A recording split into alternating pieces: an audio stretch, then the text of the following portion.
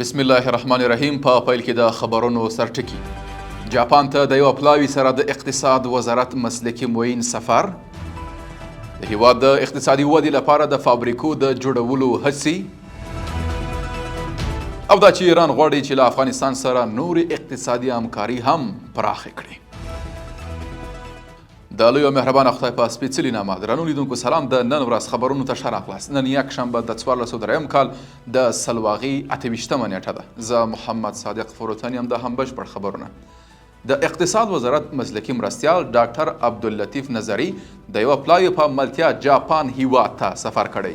نوموړي پر خپله ایکس پاڼه لیکلي چې د یوه پیاوړي پرمختللي او آرامه افغانستان لپاره له نړۍ سره د متقابل درناوي پر بنسټ د تعامل غوښتونکي دي. ښاغلي نظري د دې سفر په اړه نور جزئیات نه دي ورکړي.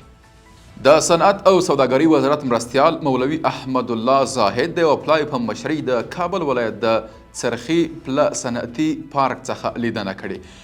نوموړي په دې لیدنه کې د صنعتي پارک د یو شمېر کارخونو فعالیتونه کتلي، صنعتکاران یې هڅولي او ویلي دي چې د هیواد د اقتصادي پرمختګ، ثبات او آبادۍ لپاره صنعت تر ټولو بنسټیز اړخ دی.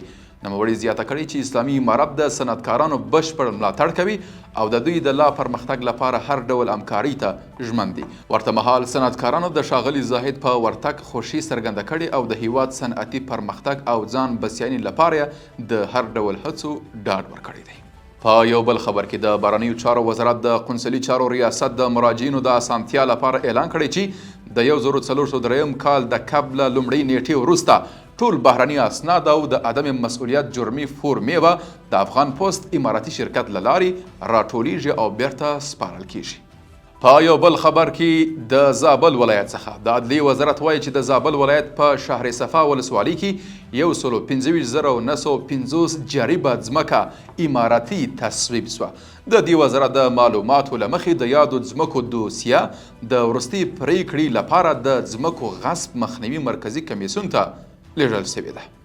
او په پای کې کابل کې د ایران سفیر علی رضا بیکدلی فرح ته د سفر په ترڅ کې ویلي د ایران د حکومت پالیسي دا ده چې د افغانستان او ایران ترمنځ ټولې لارې د خلکو د تګ راتګ د دواړو هیوادونو د سوداګرۍ او د موټرو د تګ راتګ لپاره مناسبې لارې وي.